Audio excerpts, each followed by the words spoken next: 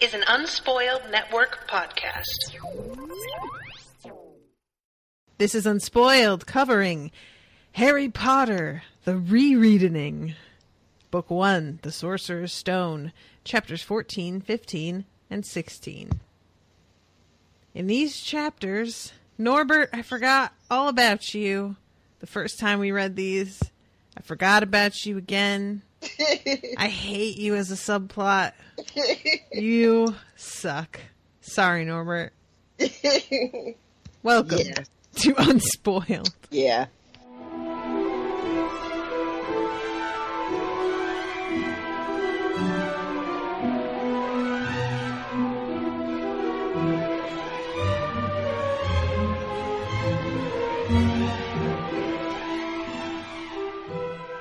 Yeah.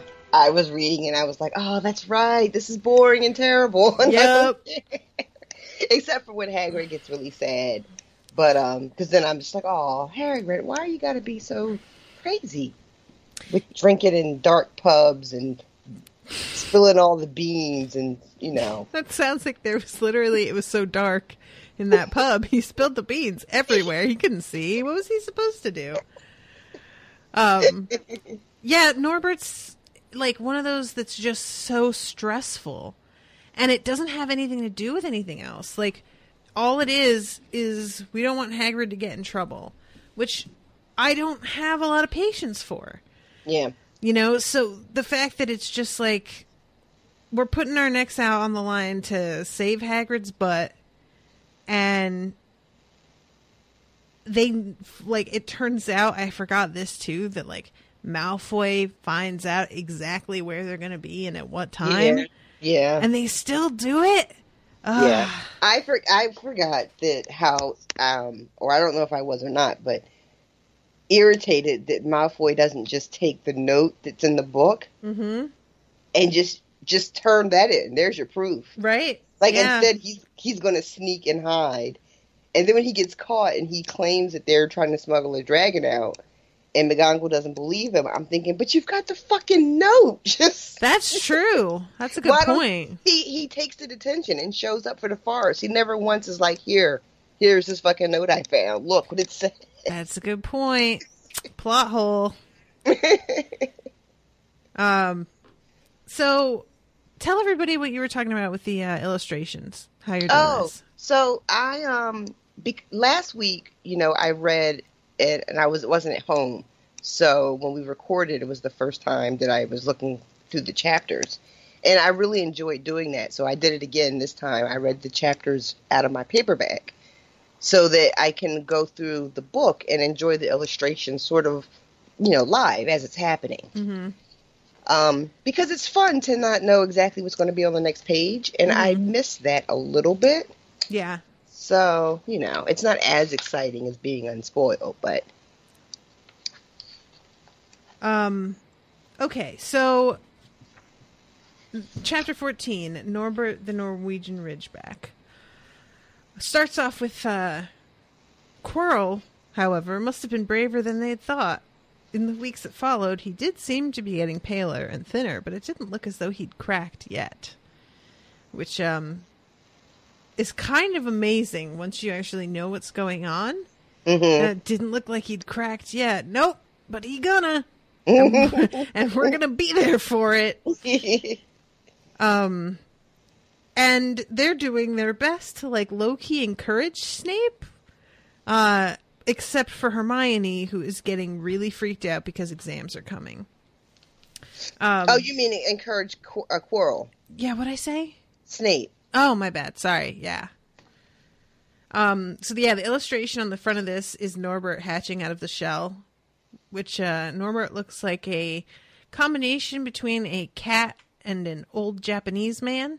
Yeah, he's got like these weird. I don't think they're supposed to be whiskers, but they look like whiskers to me. A little bit, yeah. And he's got like a little Billy Goat beard thing happening. And then the next page is the dragon eggs from Dragon Breeding for Pleasure and Profit, which is the book that Hagrid cites. And I love it because a lot of these eggs are ones that we wind up seeing in the fourth book for the task, the first task. But some of them aren't. There's a Ukrainian iron belly, an Antipodean opal eye, Antipodean? Is that I think so. Hebridean black looks like a radish, like a striped radish. Peruvian viper tooth is really small and looks like almost like turquoise, like dark blue or like lapis. Mm-hmm. These are cool. I like it. The Romanian longhorn one, I bought a friend of mine a piece of I think it's called Jasper stone. Oh, okay, yeah. And it looks almost exactly like this. It's that color green with all those dark speckles, and it looks like someone actually painted on the stone, but that's just how they occur naturally. It's really very pretty, and this looks just like that. Yeah, this is a cool idea. I really like when this illustrator does a little bit of a like textbook thing. It's fun. Mm-hmm. So they're all studying, cramming to, get to the end of the year, but also trying to figure out about the Sorcerer's Stone. And they run into Hagrid in the library, and they're like, "What are you doing here?" And he's like, "Nothing." Yeah. What? Can a guy who never reads and doesn't like school hang out in the library for extended periods of time without anybody noticing? What's the big deal? Meanwhile, he's trying to hide something behind his back, and right. Just looking all around shady and shifty, which he doesn't pull off well because he's huge and a little dull. So. Yeah, being stealth when you're 8.5 feet tall doesn't really happen. I mean, I love too that he, when he leaves, Ron goes to see what he was looking at, and it's so apparent what books he had, and the only thing I can imagine is just because Hagrid is just making a mess of everything, and probably just left all the books like out and open, and they're on the floor, like just in a pile. Yeah, that sounds right. That's funny that you say that because I actually was thinking about that too. Just like, how did he know? Where did he leave them? Yeah.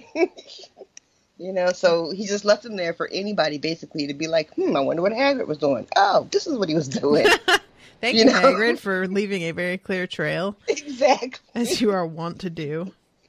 And this is the one redeeming part of the Norbert subplot is that it introduces us to this side of Hagrid, this reckless and careless, well-meaning person that's going to be in our story.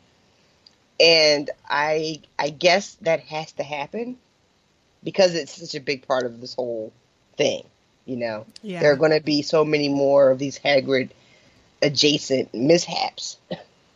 And this is sort of letting us know what we're getting into. Hagrid adjacent mishaps. I think I might have to write that down and put that on a shirt. Open notes, please, Siri. Thank you.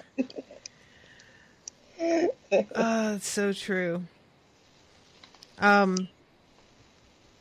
Okay, so they basically try and bully him into telling them what the hell, but they don't. They are Ron really is the one that blurts out, "Oh, we know it's the Sorcerer's Stone." Oh my god! And I'm just like, Ron, are you trying to do a pull a Hagrid here? And Hagrid finally is like, "Oh my god, fine, I'll talk to you about it, but you can't talk about it here. So come over to my house tonight, and I'll feed you stoat sandwiches, and we'll talk all about it." And when they get there, the house is super hot. And all the shades are drawn. Speaking of being shady, am I right? You stop it right now. I need to get a rim shot sound effect on my phone that's easily already accessible. Have that. Why don't you have that already? I don't know. Well, I'm sure there's got to be one since I have the one that's just...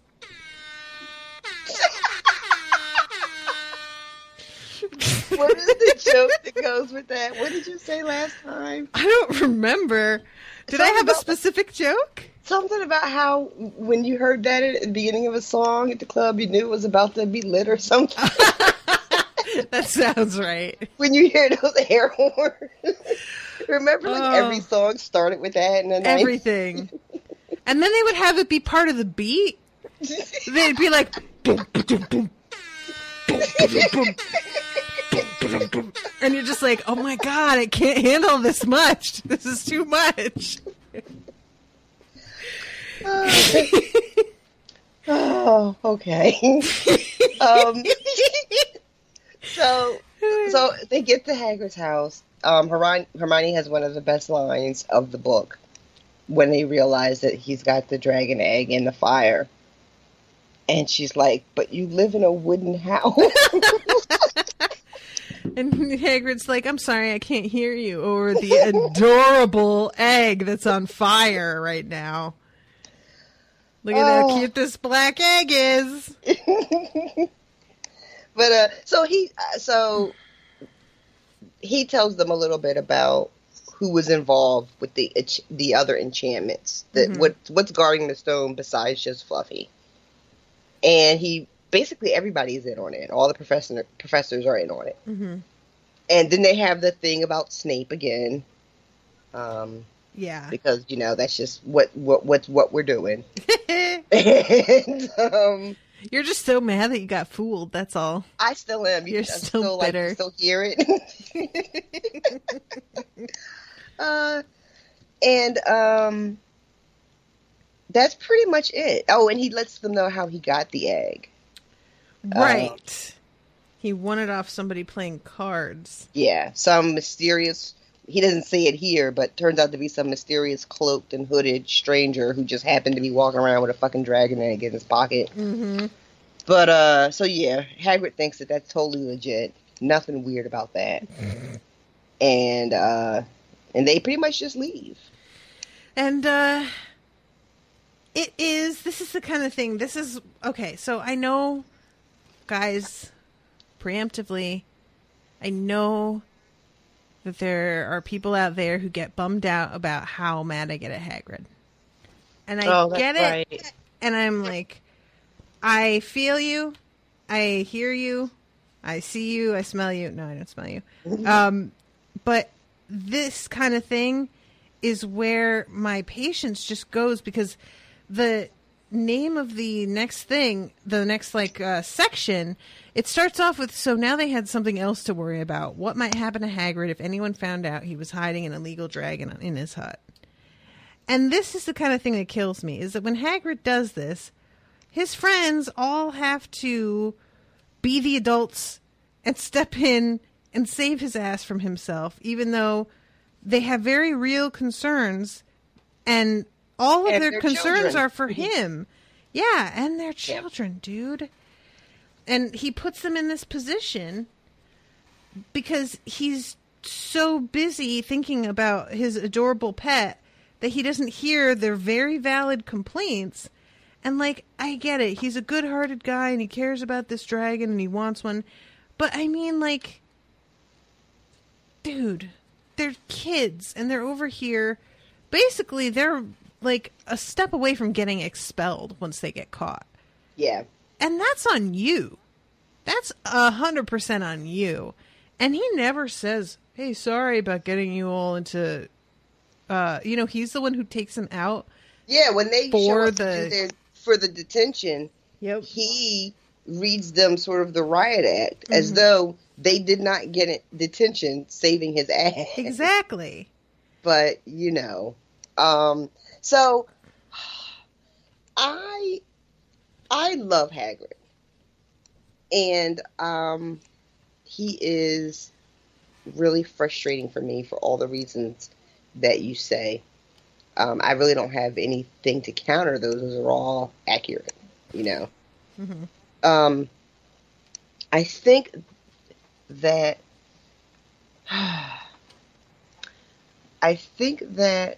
because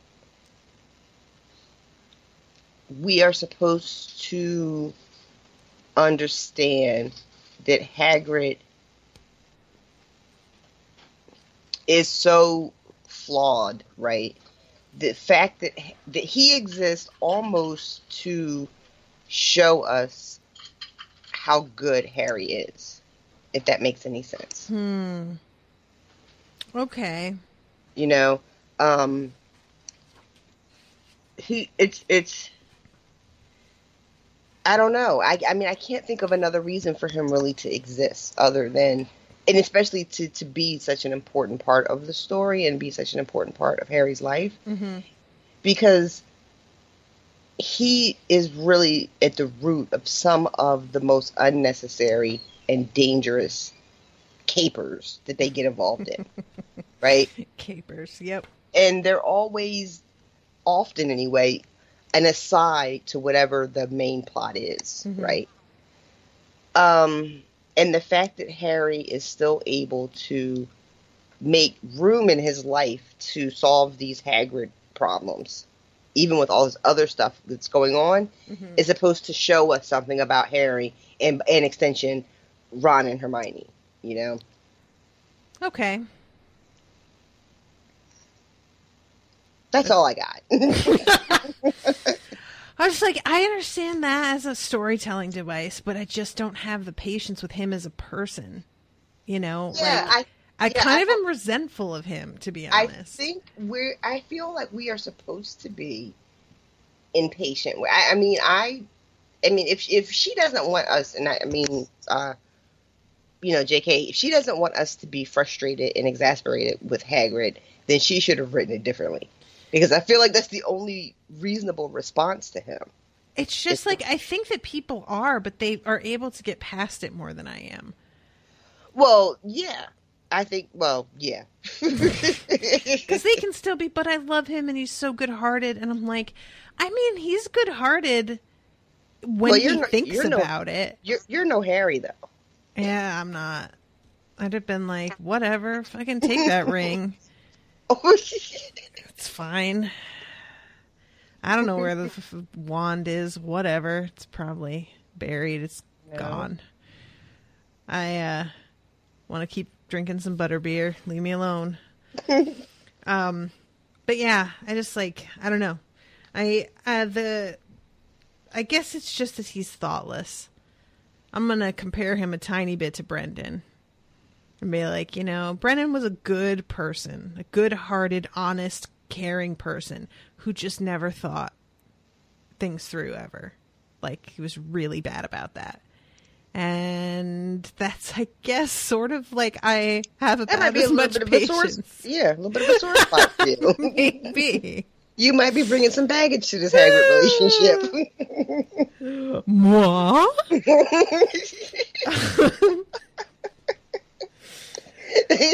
So they are talking about what Hagrid's up to, and they're back at school by this point, and Malfoy stops and listens to their conversation with a little bit too much interest. Yeah. And Harry is like, motherfucker, did he hear us? What did he hear? And when they get a message that that the egg is hatching, they go down there and are watching it, and Malfoy is peeking in the window, and they see him just as he turns to run away. Yep. This motherfucker. And they finally are like, all right, we need to get rid of this, because... And it really is kind of like... Why didn't he... it's hatched and sitting on the table. He could have just gone right to somebody right then. Yeah. Why he doesn't just go and say to Snape, or anybody, go see what's going on at Hagrid's. Mm-hmm. And my only question is, even though Malfoy seems to hate Hagrid and have no respect for him this early in the game, his desire to hurt Harry is trumping that. Yeah. Right? And so just telling somebody go get Hagrid's dragon doesn't implicate Harry. Yeah, that's kind of what I thought too. But once he gets that note, that theory doesn't hold water anymore. I don't know if it Well, does or not, because let's that only see. was addressed to Ron, and Ron was the True. one who wrote back. It's true. That's just Ron and his brother. So maybe Harry by association, but not directly.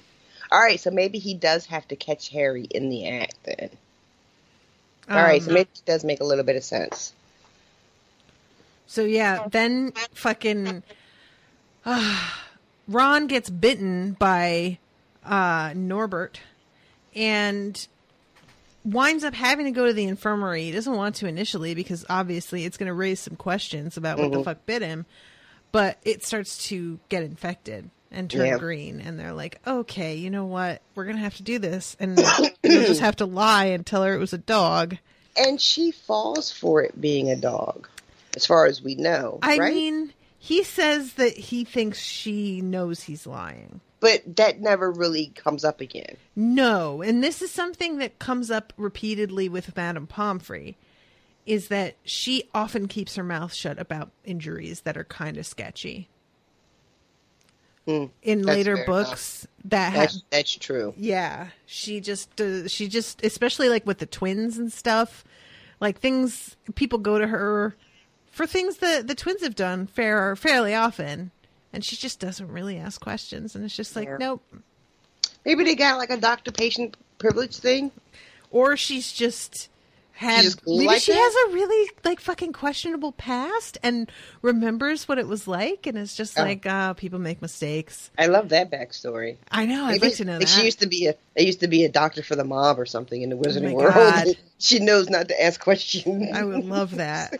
You show up randomly at 3:00 with a gunshot wound. I'm not going to ask you how. I'm just going to take care of I'm that. just like, I'm thinking if she's as like, you know, the wizards all live a lot longer than regular people. So how old would she be? And could she have like worked for like the resistance in like World War II and, you know, been up in some farmhouse taking bullets out of the rebellion and helping them out, stitching them up, sending them back out? Yeah. Miss Madame Pomfrey, what's up? Yeah. I like it. So they carry this fucking crate that's got Norbert in it. Oh, look at this. What? This is Norbert. Which page? Oh, the big 2-page spread. Yeah. Oh, no, it's not Norbert. It just says this is the illustrated edition dragon species of Great Britain and Ireland. Yeah, this is a Norwegian Ridgeback. Yeah, this is just the type it is. Wow, that's still pretty awesome, though. Yeah. So he says he had packed him ready to go in a large crate. He's got lots of rats and some brandy for the journey, said Hagrid in a muffled voice, and I packed his teddy bear in case he gets lonely. From inside the crate came ripping noises that sounded to Harry as though Teddy was having his head torn off. Oh, dear. They are heading up to the tower, and they have to stop because Professor McGonagall is there with Malfoy. Yeah. 20 points from Slytherin wandering around in the middle of the night. How dare you? And they're all crowing to themselves about the fact that he's got detention. Yeah, and he's like raving like a madman. You know, there's a dragon, Harry Potter's coming, and she's just, you know, not here for it. And she's getting upset because how dare he even, you know, say such ridiculous things to her. Right. And you're right. They are all just giggling and laughing, thinking that they're on top of the world, like there's no comeuppance waiting. What do you think of this illustration here of everybody on their brooms? This is really tower. Neat. The tower has like a dragon's head. Yeah, is that? That's not canon. I was gonna say, right? That's not. I like it though. I'm trying to see what's coming out of its mouth. You know, this is this would be the tower where Dumbledore goes in later, right? This is the same. This is the astronomy tower. I don't think that Dumbledore's in the astronomy tower. Oh. Guys, let me know. Anybody who knows Hogwarts. Yeah, I can't remember where they say. I just know they go like up to the top of, you know, one of the towers. Yeah. Um, I like too that this bunch that shows up in the middle of the night, the Charlie's friends, are all like really cheerful and like just like seem like a nice, solid, good bunch of guys. Right? Yeah. I don't know. Something about that just tickles me. You just expect it to be, this is a clandestine sort of meeting. They're about to smuggle illegal contraband out of the country, and it feels like, I don't know, just like four bros show up. Right, basically. It's like, oh, look, a dragon. This will be fun. We're gonna do a little bit of a little road trip here. That's no big deal. Crank up some tunes.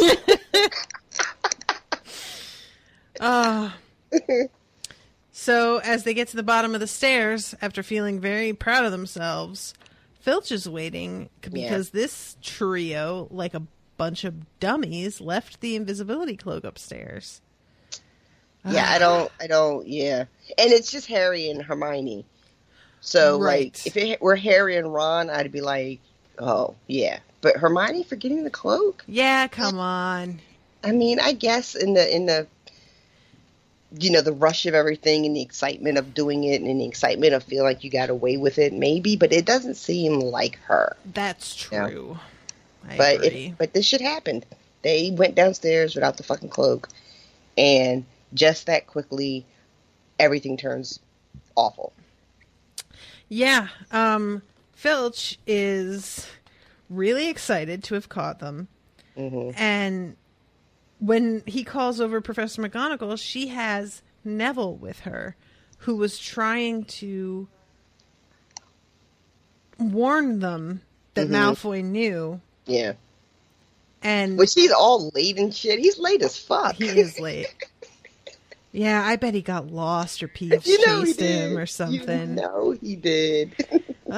And when Professor McGonagall hears about the dragon thing, she says something about how even Neville believed this stupid story.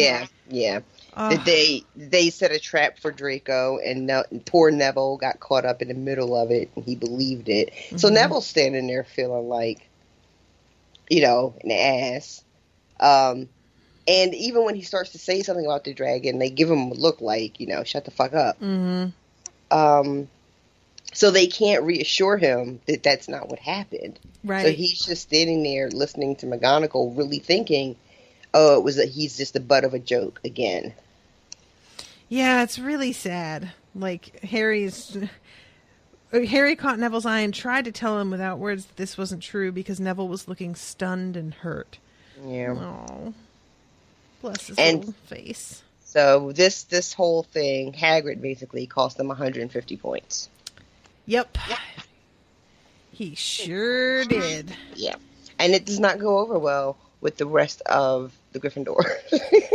They are pariahs. Nobody wants to look at them, talk to them. Harry being as famous as he is, it's particularly bad for them. And it's a real stark fall for him, too, because he has just won the 2 Quidditch games, and it's like, Yeah, he's used to being the superstar. Yeah, and so this is his first fall. He's not, he'll have many more throughout the books, we know.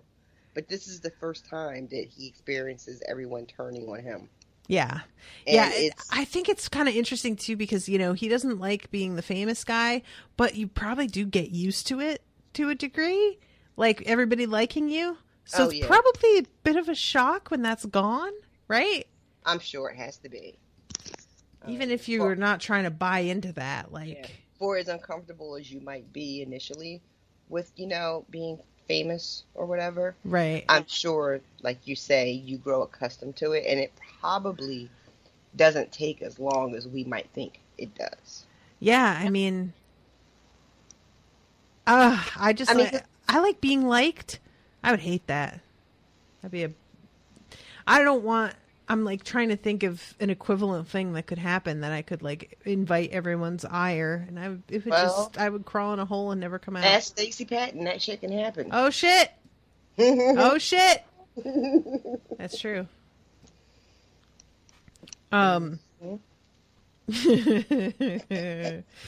Sorry, did you see the one that I shared that was like, I'm a trans woman and you're a piece of shit, and that distinction matters?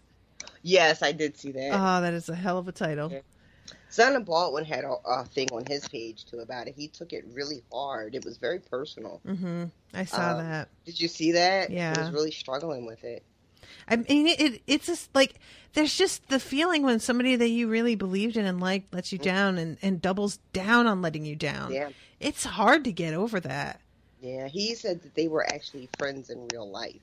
Oh, no. Yeah, and that she's blocked him on all social media. Like, this is somebody he said they considered each other family. Like, they were very close. I didn't even see that part. Yeah, he was really, like, talking about it.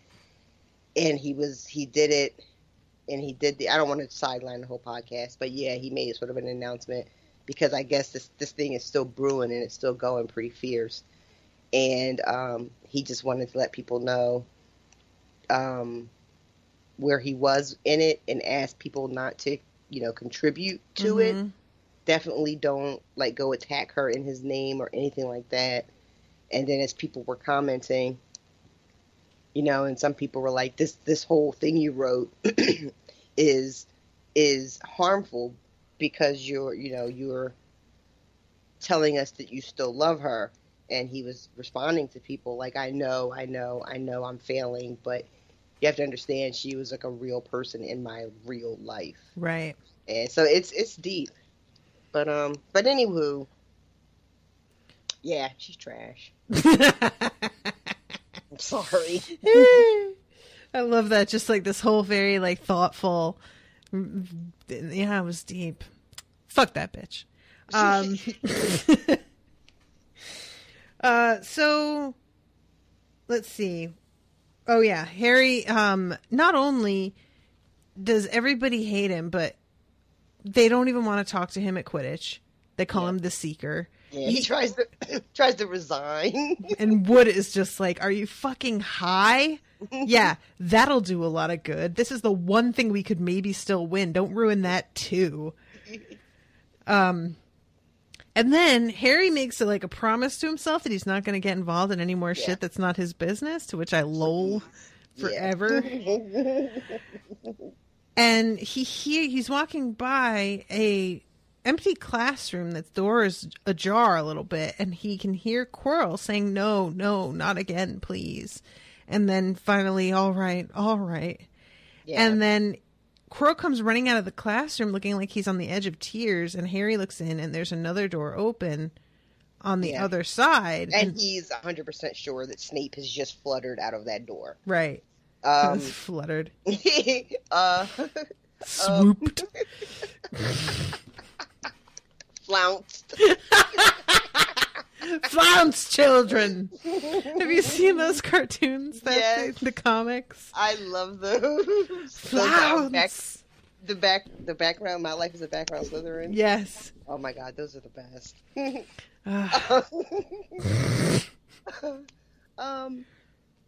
So, this all looks exactly how we think it looks. Yep. Right?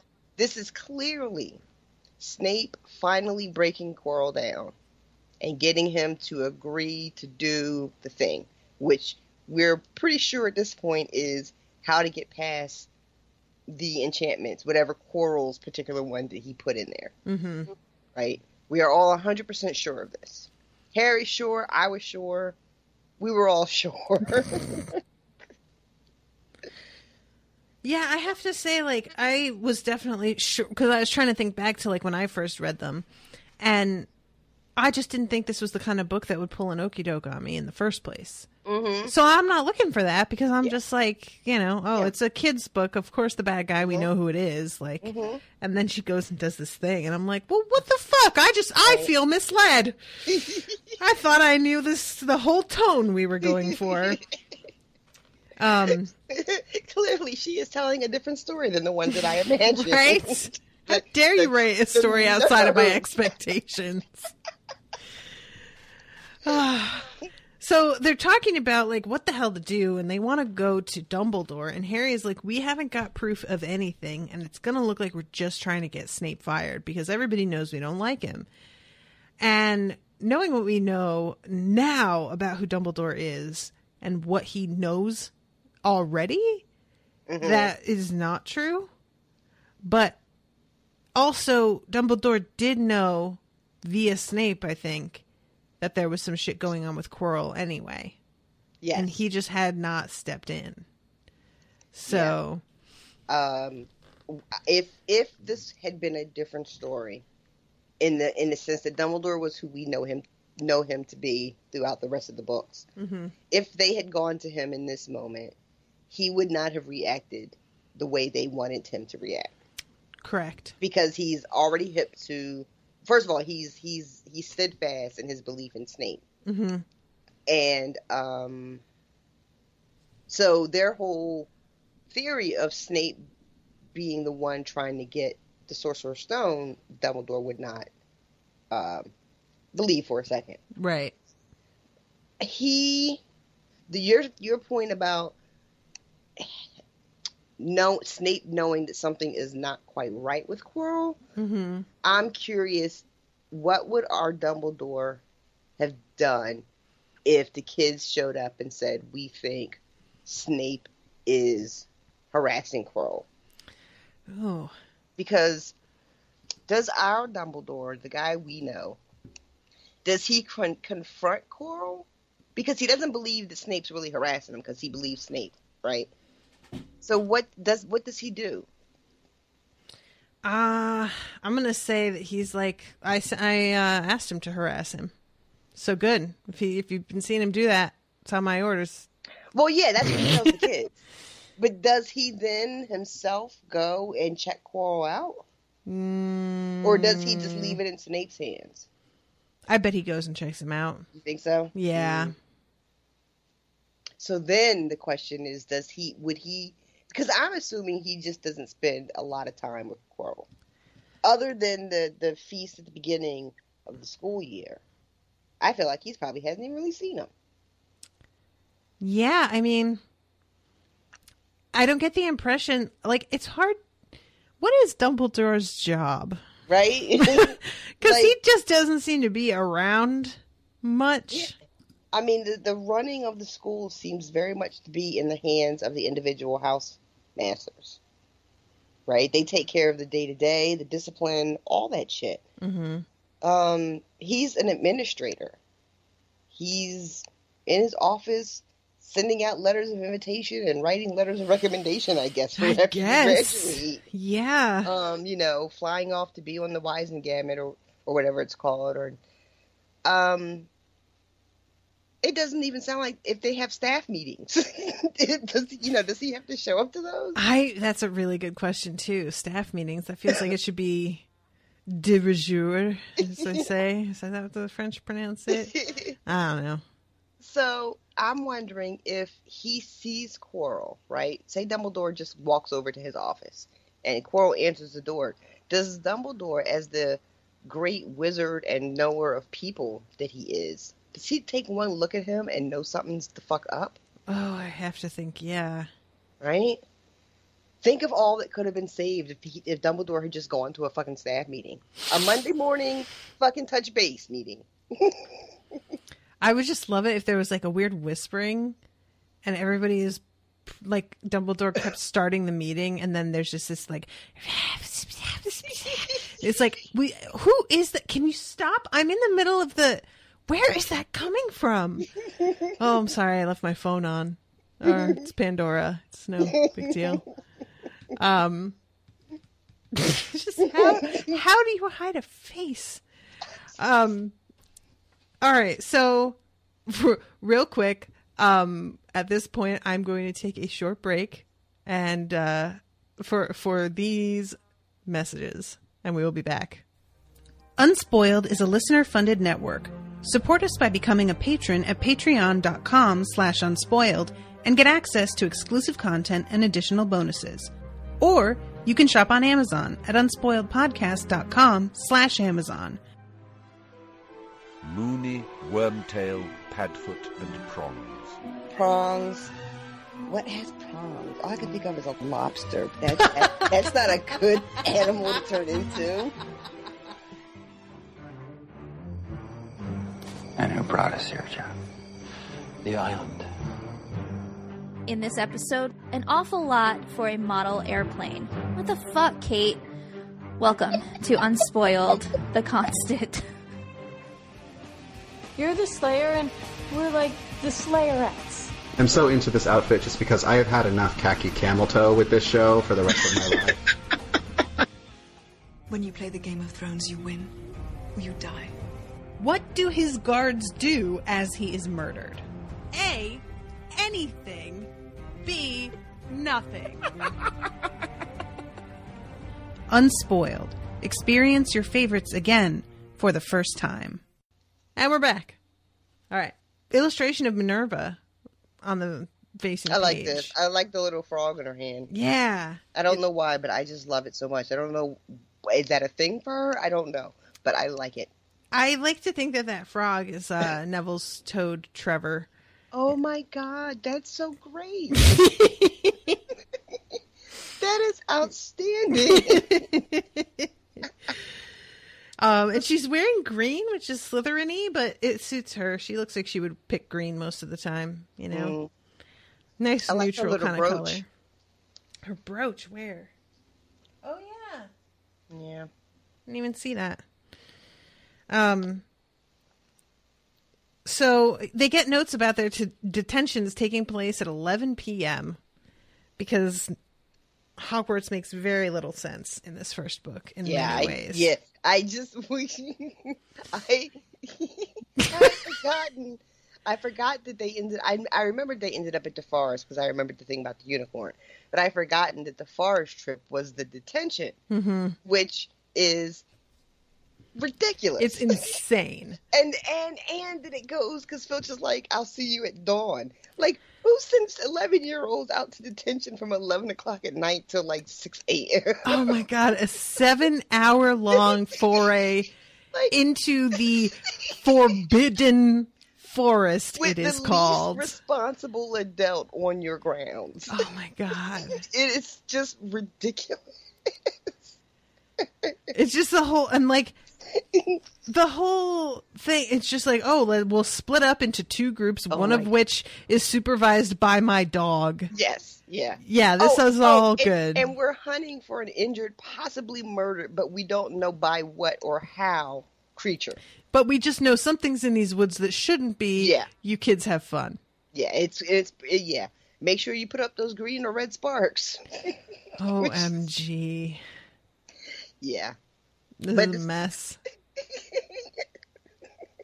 How did we not talk about this more the first time we read this? How insane this is. And I love that he's like, nothing will bother you if me or Fang are with you. And then Malfoy's like, all right, well, I want the dog. And he's like, all right, but I'll warn you, he's a coward. Oh, my God. How are you going to say that if you were just like, no, don't worry about it? It's going to be one of us. We can manage. Well, not him. He's full of shit, but... What? It's so insane.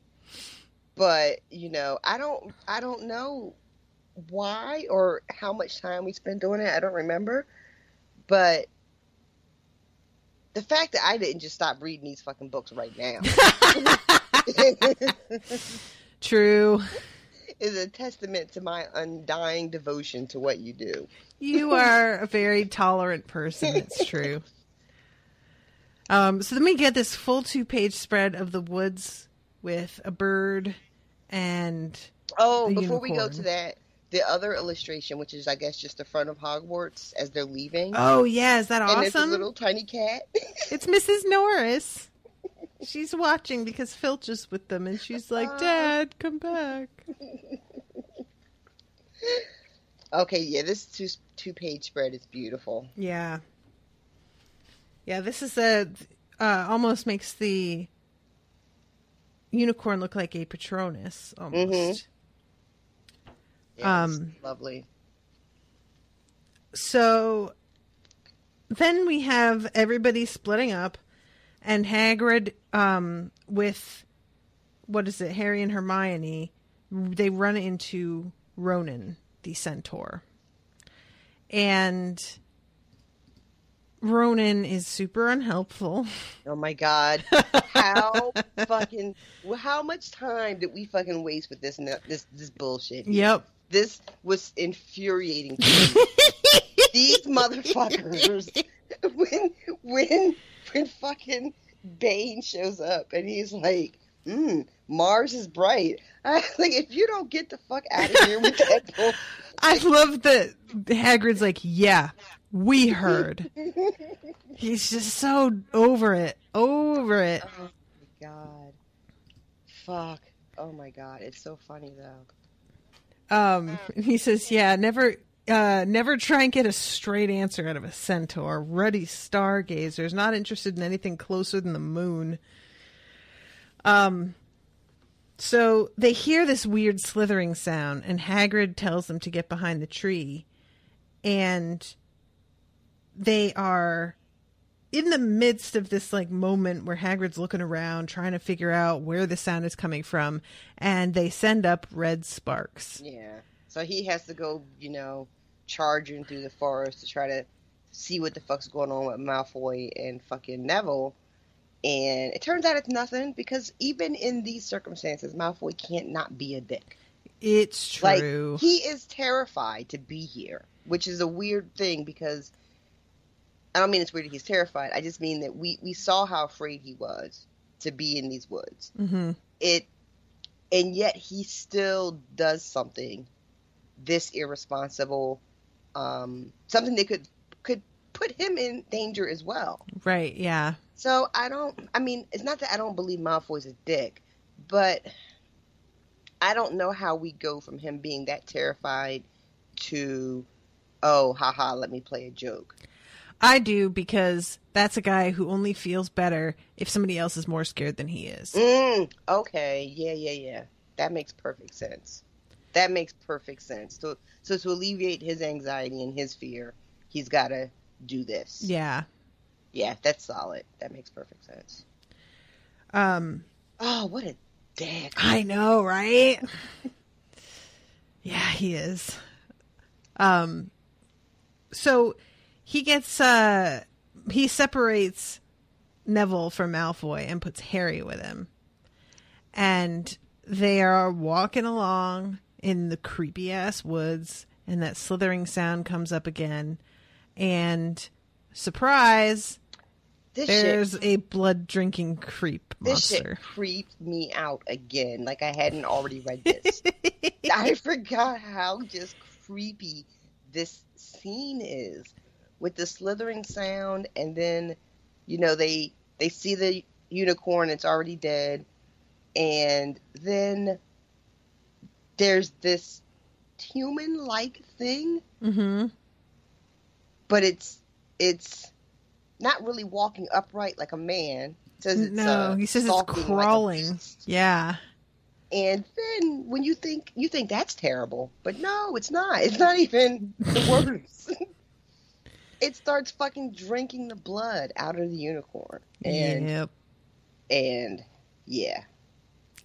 Yeah, this is I picture the way that the vampires move in Penny Dreadful is what I picture happening here. The way that he's crawling forward on his belly. Right. And then it moves, and it moves really fucking fast. Like faster than you think it would move, because it's been slithering around, but then it just burst of speed, and Harry can't even fucking move. Yep. Yeah. Which is fucking reasonable. Yep. No, I am not going to stand in judgment of that response. Yeah, so he's like, oh shit, like basically frozen. And then a centaur comes running out and jumps between him and this thing. And the thing, like, basically Harry is so overcome with pain because of the scar that he kind of doesn't notice the thing running. But once he comes back to everything, it's gone, and the centaur is standing there and is like, are you all right, bro? Because I think that shit was going to eat you or something. Yeah. That's, And right before it starts to charge Harry, it looks him like dead in the face. Yeah. And, yeah. Good gracious. So we meet Ferenz. Ferenz is better than the other centaurs, but not a lot better. Yeah. They're just so terrible. All it takes is a minor improvement. Right. I've got really low standards. That is fucking real life right there. Oh, dear. And yeah, Harry's asking questions like, what was that? And he's just not interested in having this conversation in any way. And then when he offers to let Harry ride on his back and they appear in the clearing, his buddies are like, the fuck are you fucking doing? There is a point where Ferenz tells him a little bit about what the unicorn blood does. Mm-hmm. Before, is that before his friends see him? Yeah, it is, I think. No, I think I'm wrong. Yeah? Wait. Oh, yeah, you're right. It's after his friends see It's him, and after, then they move okay. on without. Yeah. Okay. All right, so I'm sorry. You were right. So yeah, they are not happy with him letting Harry ride him. He tries to do the. Don't you know who this is though? Yeah. This is Harry Potter. Yep. And they were unimpressed. Yeah, that's the exact word. Unimpressed. Oh, really? Oh, is it Harry Potter? Oh, I had no idea. I probably would never know that if you hadn't told me, even though I can read the stars and know the future. That's what I picture them acting like. SpongeBob. And they're all like, what have you told him? And he hasn't even told him anything yet. Nope, he sure hasn't. But they go into this whole thing about how this is... They don't say this isn't between us, but they kind of do. Basically. They're kind of like, this isn't our battle. We are only here to look at the stars, and that's really our only business here. And Ferenz, he does a thing. He's like, well, I know it's coming. You know it's coming, and I'm willing to stand next to them. Even the humans. Even us paltry shitbag humans. And Ronan and Bane are like, all right then. Yeah, it's almost like they're just like, of course you would, you loser. Yeah, I feel like Ferenz has a backstory we don't know about. He's been on their shit list for a while, and they're already tired of his bullshit. Yep, it's a little bit like Happy Feet, probably, where they're just like, ugh, here he goes again doing his own thing. Sick of this bullshit. God damn. Why do we even talk to him anymore? Do you even like him? Why do we keep inviting him to the things, guys? He's my wife's sister's little brother or whatever, He's family. He's family. I can't. I'm sorry. I know. I can't. I'm sorry, though. So then this is where he tells Harry about why what he just saw is so terrifying and what exactly unicorn blood can do, what it means to kill a unicorn, basically just how devoid of humanity you have to be to even murder one. Right. It's just so, unheard of to be so evil that you could murder one of the most innocent creatures. Which is pretty heavy. Yeah, it is. And that's even before we get into the blood-sucking part of it. Because that's a whole other deal. Yeah, he's basically like, if you save your own life with that, you're going to live a cursed life. And Harry's like, well, wouldn't it be better to just die? And he's like, I mean, yeah. But if you could keep yourself alive long enough to, bring yourself back to full power, then you might not be so bothered by the idea of a cursed life because you're like, I'm super powerful and it's going to be fine. Mm-hmm. And then Ferenz drops a little knowledge about that he knows about the stone as well. Yep. And Harry doesn't seem... Well, he's for a second he seems surprised that he knows about it, but the conversation moves quickly, so you don't really get a chance to find out if Harry is really blown away by the fact that Firenze knows about the stone and that it's at Hogwarts. Because it's supposed to be this giant secret. Which this is the worst kept secret. Oh my god. I love the fact that it's supposed to be so secret and apparently everybody knows. Like, I just wish I could hear Hagrid find out that they were discussing it openly like this. Oh my god. And just how annoyed he'd be that, you know. And, you know, I assume that they know because of their being able to read the stars and all this stuff. But I would be unsurprised if they had learned about it because Hagrid just opened his mouth. Yeah, exactly. I assumed that they heard it because the stars thing is, I mean, I don't know I mean, I guess if I had thought more about the later book when he comes and replaces Trelawney, but I would think the stargazing is pretty ambiguous. Imprecise, yeah. Right? Very imprecise. So, for him to know that at this moment the stone is hidden in the school, you know, is really specific. You know, Hagrid was out in them woods talking shit. You know he was. He had to be, right? Like, because he probably just figures, well, the centaurs, what does it matter if they know? They don't talk to anybody. And if anybody asked them about it, they wouldn't give him a straight answer anyway. Probably. So, I bet that he feels like, oh, I can just, I need to tell somebody about how much I'm trusted. Right? So, and it wasn't enough to just tell that stranger in the bar. I gotta tell right, yeah, too. Exactly. So, but Firenze puts the pieces together for Harry. Or really just leads him to this true conclusion. Right. Who do we know of that would want to drink the blood, who would not care about the curse? And Harry puts it together. Voldemort's back. Or trying to be back. On his way back or something. Welcome back. Welcome back. Welcome back.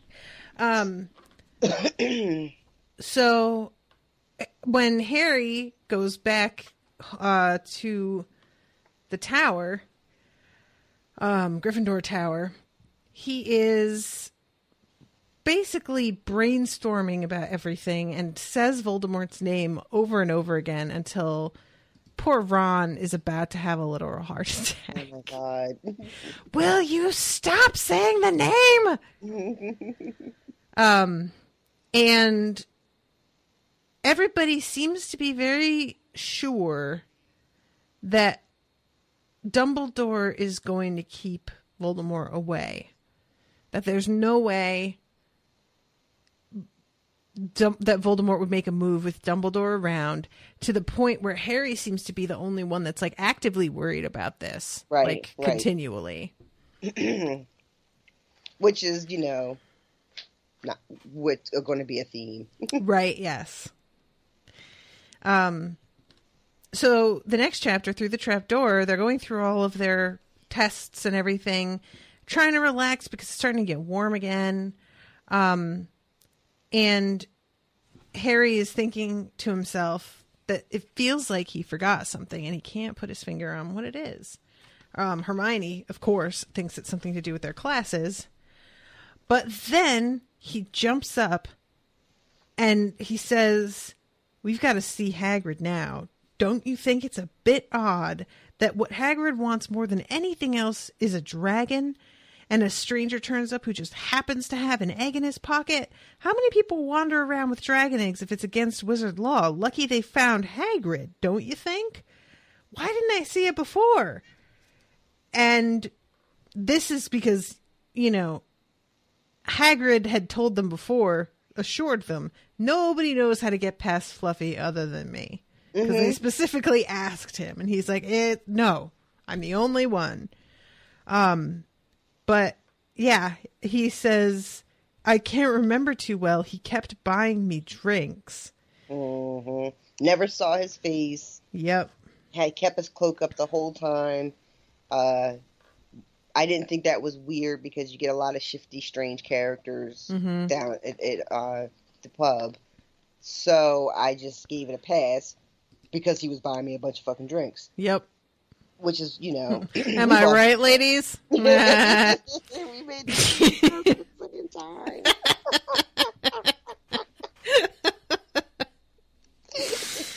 The ladies know what I'm talking about. Oh, I'm sorry. But yeah, and then he's like, he mentioned that I hoped that he hoped I could handle it because he was afraid that sending a dragon to any old home, it was, not going to survive. And I told him after Fluffy, it'd be easy. Right. And did he seem interested in Fluffy? Harry asked, trying to keep his voice calm. Well, yeah, how many three-headed dogs do you meet, even around Hogwarts? So I told him Fluffy's a piece of cake if you know how to calm him down. Just play him a bit of music and he'll go straight off to sleep. And then Hagrid looks shocked and horrified because he told them. Exactly. He's not horrified that he told this stranger. He's horrified that he told them. Yep. And this scene, it looks like they just leave. Like, I don't even think they know what the fuck to say to Hagrid at this point. So it doesn't seem like Hagrid I don't know, does he put together what he fucking did? I don't think so. And they don't make a point to tell him what he did. They leave and they figure they've got to go find Dumbledore. Yep. But yeah, he is horrified because he blurted out to them. Not this thing that happened at the bar. Yep. Listen. I don't know what to do with you. I know Hagrid's a good person, but for fuck's sake, Jesus Christ. So, let's see. They go sprinting out of there. They didn't speak to each other at all until they came to a halt in the entrance hall. We've got to go to Dumbledore, said Harry. Hagrid told that stranger how to get past Fluffy. And they start to go... And they realize they have no fucking idea where his office is. Yes. And even when they finally, they run into Professor McGonagall, it turns out he got mysteriously called away just now. Yeah. How weird. I'm sure that doesn't have anything to do with anything. Right? And at first they're just like, we can't tell you. It's secret. And she doesn't care for that response. Right. And then Harry just says Sorcerer's Stone. And she looks really thrown by that. Yeah, she's like, but you're supposed to what? And I'm just like, oh my God, everybody knows. Stop it. Right. Mm-hmm. But even though he knows about it, she puts the kibosh on it. Yeah, she does. Which, McGonagall... Yeah. The McGonagall that we know after 7 books, she would have gotten in touch with Dumbledore. Yeah. But Dumbledore does wind up turning up, so I kind of want to think that she did. Anyway, but yeah, she tries to act like everything is totally under control here. Yeah. And this is another in a series of me just being irritated when I first read about the way the adults behave in this book. Mm-hmm. And also how I was frustrated a lot that they weren't going to the adults when I thought it was more appropriate. And then when they finally do go to the adults, they kind of get shut down. Mm-hmm. This was a hard time for me. Yep. Yeah, this is something that comes up a lot in YA stuff. Is like the you want to go to adults, but they're often disbelieving about everything that's going on because a lot of times there's paranormal stuff and whatever. So it just winds up being pointless and an exercise in frustration. Yeah. And I guess that's why they're YA books. Yep. Because that's definitely something I think you feel when you're that age that they just simply do not understand what you're talking about and what's important to you and what the urgency of your situation is. And there's that is a good, that is true. So they don't understand because to them it's crystal clear that this is a stupid fucking idea, that it's not a big deal, that you shouldn't be so worried, that you shouldn't be so upset because they're grown up and they've gone through this shit. Right. But to the kid or to the young adult, it feels and is in some ways life or death. It is an actual crisis. Yeah. So Harry's like, all right, well, I gotta go get this stone.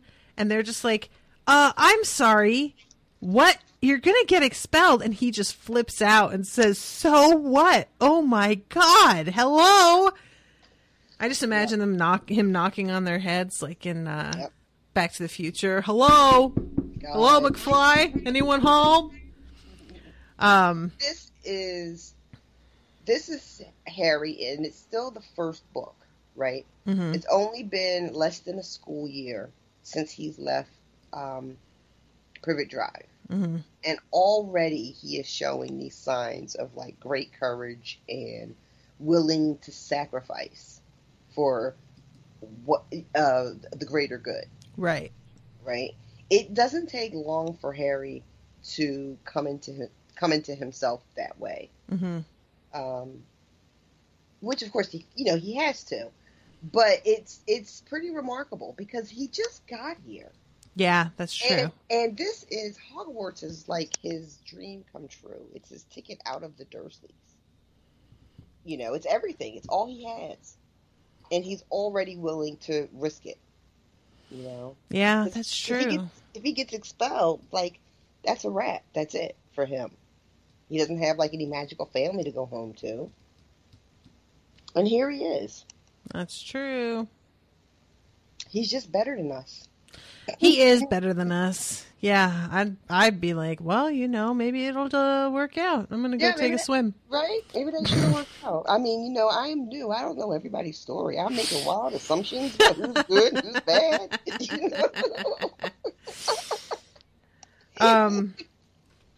So, page 220 is where we see the illustration of Fluffy that I was hoping for before, and it's pretty great.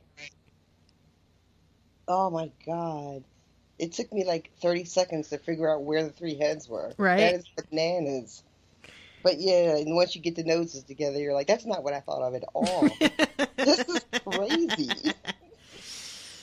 I love them so much. Like, they're all cuddled together, the heads. It makes me think of that video that I posted today of all the kittens. Of all the kittens? Was that the I'm best so thing? disappointed because I didn't hear any sound. I know. I wanted to hear all of the... so mad. They always make that squeal that's like so high pitched that you're like, how is that even happening? I thought something was wrong with my phone. I kept like, where is the fucking sound on? I love it. Plus, my cats always come whenever they do the thing. Anything with like lots of kittens like that, They always like come to see what the fuck's going on. You got those kittens in your pockets, Mom? What's going on over here? Are you cheating on me? Do you have a kitten in your pocket, you slut? So they get past Fluffy with their little twiddling of their flute that Hagrid made for Harry. They land on a plant, and it turns out to be Devil's Snare, and starts to grab them. But Hermione remembers that it doesn't like that it says it likes the dark and the damp, so light a fire, Harry choked. Yes, of course, but there's no wood. Oh my God. Have you gone mad? She has like the best line, it's a wooden house, and then the dumbest line, there's no wood. Are you a witch or not? Oh, right. Oh my Girl, God. Get it together. I loved it. Harry is like, good thing you pay attention in class. And Ron is like, it's a good thing Harry doesn't fucking panic.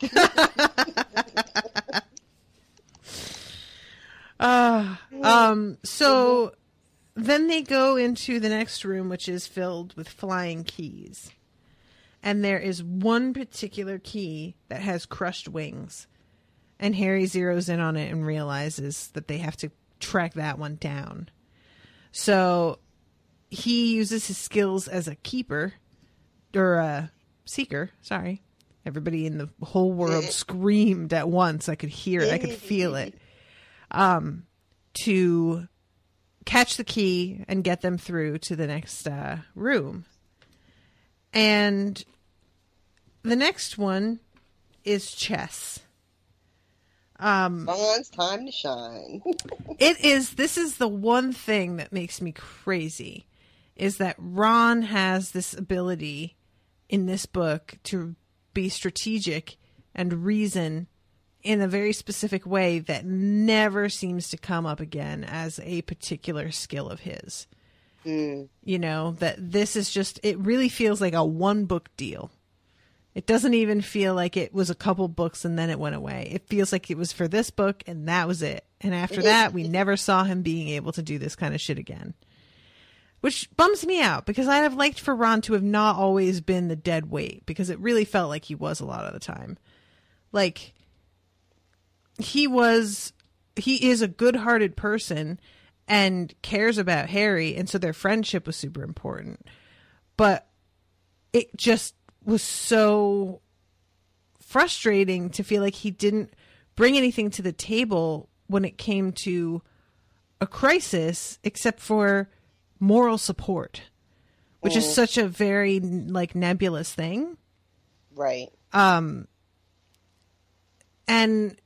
I wish that she had just, like, you know, taken this to the next level with him a bit more. That's all I mean. Well, it's funny because they make such a point of Hermione being the clever one, right? That it's kind of a trope where you only have the one clever friend, right? Right. You have the smart friend, and then you have the friend that's all heart, and then you have, you know, like, people or characters are only like the one thing. And it's I agree, it would make a better story if people got to be more than just the one thing. But it really does feel like Hermione is the clever one, you know, and other people will have moments, you know, right, but really that's not their role. Yeah, I guess so. I just, like, there's different kinds of clever, so she could have had him be more of like a, like, her thing is book knowledge, facts, things like that. Chess is predicting somebody's movements, you know, figuring out I feel like that is something that she could have still included him being good at, and it wouldn't necessarily have fallen into the same category as what Hermione's good at. But, you know. C'est la vie. She went another way. She did. Okay, so long story short, they win the chess match because Ron sacrifices himself and gets bashed on the head with a giant stone arm, which sounds rough. And then they come into a room with 7 different bottles standing in a line and a riddle. This riddle, I have still not, like, looked up the answer or how to figure it out. But thankfully, JK does not make us sit through her reasoning it all out. She's just, like, walks around looking at him, muttering it to herself, and then is like, okay, this is the one. And there isn't this whole, like, explanation of how she figured it out, because frankly, I don't care. Just figure it out. It's fine. Just go ahead and drink that shit now. Let's do this, you know? So there's only enough for one person to get through to the next room. And Harry tells Hermione to drink the one that'll bring her backward so that she can collect Ron and get him to the infirmary. And Harry will go on by himself, which she really doesn't know. She really does not want to do. Yeah. She's not excited about this. Yeah, she's supposed to go and also, like, get brooms and stuff. And does he sound the alarm? Or does he tell her to tell anybody? What is it that he says? Let's see. Oh, yeah. He you says, drink that, Dumbledore. Tell him to send Hedwig to Dumbledore. We need him. Because he says, I'm going to try to hold Snape off, but I'm not really going to be able to do much. Yep. And it ends with, there was already someone there, but it wasn't Snape. It wasn't even Voldemort. And this is historically where Natasha made a boo-boo. Yes, it is. Natasha got a little overexcited and just blurted some shit out. So what did you think when you found out it was I was like, wait, what? What? You don't know the sinking feeling I got when I realized what I had done. I was so mad at myself. Oh my God. I was so mad at myself. Oh. I was like, nobody's ever going to want to listen to this show ever again. I am incompetent. I ruined everything. I'm going to get 1-star reviews. Natasha ruined everything. Oh, I was so upset at myself. Oh my God. Oh my God. But thankfully, people did keep listening. People kept listening to the point that they even have been still donating to our GoFundMe. So I want to say thanks to those people because there have been a few more donations. There was $10 from Anonymous, and I know who these people are because I saw their names because it shows me, but they didn't choose to have their name be public on the thing. So I'm respecting that, even though I kind of want them to know that I know. $25 from Yama Castillo, who says, enjoy the trip. Can't wait to hear about it. Thank you, Yama. Thank you. 25 from Anonymous. 167 from Renee Pope Monroe. Wow. What? Thank you, Renee. And she says, how does one decide how much to donate for a Magical Unicorns trip to Magical Mecca? I decided to tally up the many hours of pleasure Natasha and Rashawn have given me with their inspired podcast. Thank you guys and have an amazing time. XOXO. That's insane. Right? I'm realizing Renee can also be a dude's name. So I was assuming it was a woman, but it might not be. But I'm going to go with a woman. And Renee also became a patron, too. So double dipping. Thank you, Renee. That is incredibly generous. $28 from Brian Dickey. I just found out about this podcast a month ago through the Hogwarts Running Club. Oh, what's up? And became addicted. I'm finishing the podcast for book 3 now. I hope you reach your goal and enjoy the trip. That's awesome. I know that I posted once in the running club about the show, but I don't remember if it was, I don't know if it was me that you heard about it from, like my post or what, but that's cool. That's a neat little networking bit. So thank you, Brian. $100 from Anonymous. I know who that is too, and they are going to be coming on the trip with us. So thank you, Anonymous. Crazy. $20 from Charissa McDonnell, who says, so excited for you both to have an amazing trip. And then $40 from Jenna DeRosiers, who says, I have really enjoyed the podcast and am so looking forward to hearing you both experience Universal. I went in May and it was so magical. Enjoy. Oh. So thank you so much to Charissa and to Jenna. So we have reached $900 so far. Wow. Not exactly because they take 7%, GoFundMe does.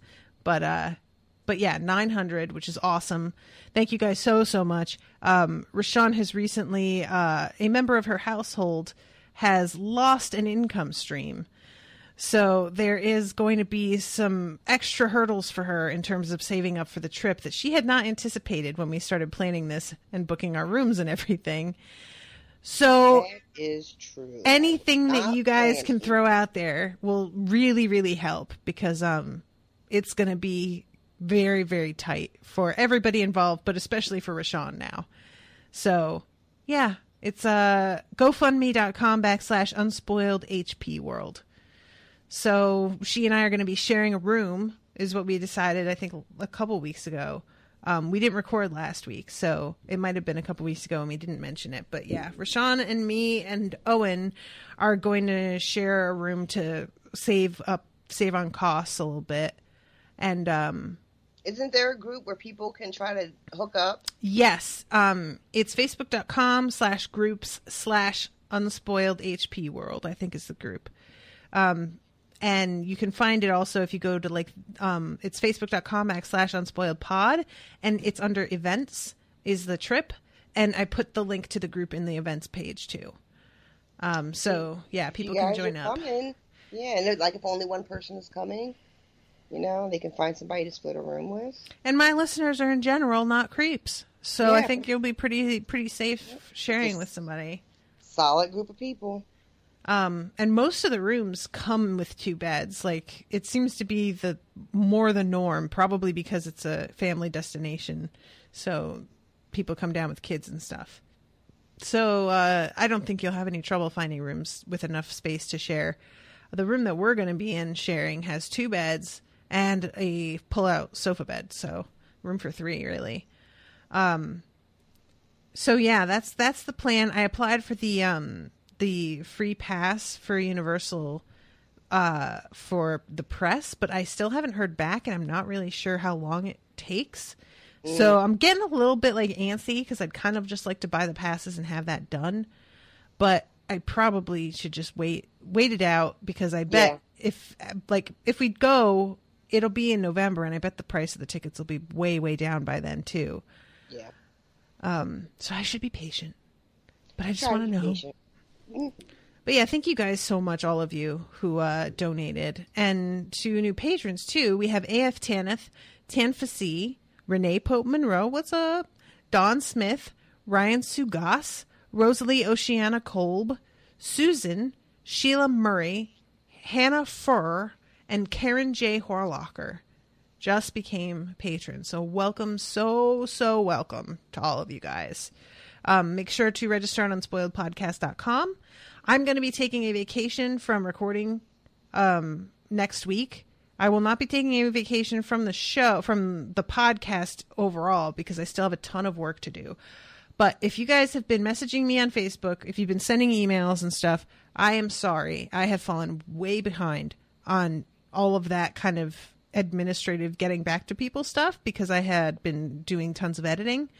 So this coming week, I'm going to be trying to catch up on all that and doing some marketing stuff as well. So forgive me if you've sent a message ages ago and I still haven't replied. I am really sorry. I wish that I could hire an assistant, but I do not have the money for that. So well, when it's you do, just you know where to find me. Yeah, right? I should. And I think the last thing I wanted to mention was that I reached my goal on Patreon for doing The Godfather. So, that's me. Yeah. So I'm going to be doing The Godfather. I'll be recording it on the 10th of July with Rashawn. I'm going to watch them probably all day on the 9th, which is a Sunday. And I'll be streaming that live on the patrons group on Facebook while I watch. And that will be released to patrons only, but that is a goal for reaching 429 patrons. And I am now at 440 patrons. Outstanding. So that's pretty cool. Thank you guys so much for getting me there. It was so funny. I really was hovering around the number and almost reached it, and then it went down a bunch, and then I almost reached it, and then it went down again. And then I reached it and just flew past it. And now it's in my rearview mirror. It happened very abruptly. I want to say thank you to Christina Nappy. She sent me Chamber of Secrets illustrated. That's right. Thank you, Priscilla. Thank you so much for that. Even though it was we had quite a deal to get the book, but finally I got it, and it was worth the wait. Because the USPS is a bunch of liars. The post office, man, sometimes they just really get under my skin. That happened to me too. They said that they delivered something to me, and I thought it had been stolen because I remember your bath bomb deal. They're fucking liars, man. And she sent me a note with to warn me about what pages have Aragog on it, which is very sweet, in case I didn't want to be messing around with all that spider stuff. So thank you again for that. Yeah, and I want to say, just let a couple people know, because I know some people have sent stuff to me, but they sent it to my P.O. box. And my P.O. box closes at 5 p.m. I can't get in it. And I don't have a car. So I always have to kind of orchestrate getting there. And I haven't gotten there. But so I borrowed the car today, and they're doing all this road work around us. And I had to have it back to Owen by 5:30. And I got stuck in traffic, and there was no way that I was going to be able to make it there in time and get home. So I still have not gotten to my P.O. box. So guys, I'm really sorry if you sent me something and you're like, what the fuck? She hasn't said anything about it. I probably don't know it yet. So just bear with me. But if you're looking to send me something, the P.O. box address is on the website, under, I think, contact us or something like that. I don't know. I'll fix it. My site is a mess. That's what I'm doing next week, is a big part of it, is the website. I think that's it. I'm sure I'm forgetting something. Nah, we'll I'm add it positive. Yeah. But thank you all so much. And if you'd like to become a patron, go to patreon.com/unspoiled if you're interested in hearing me and Rashawn talk about The Godfather. And, I know what it was. Rashawn and I... don't announce that yet. Don't? Mm-mm. Okay. Well, you guys on the patrons group know what I'm talking about. Yeah, because I want to make sure that I'm really 100%. Okay. Before you announce it, like, officially. I saw it on the page, and I was like, people are all excited, and I still got to make sure. All right. That I, want to commit to doing that. All right. Well, everybody's interest is peaked now, so that's a little teaser for you. That's good marketing, right? All right, guys. Thank you again so much for listening, and we will see you in 2 weeks with the final chapter of Sorcerer's Stone. Toodaloo, motherfuckers. Bye, guys.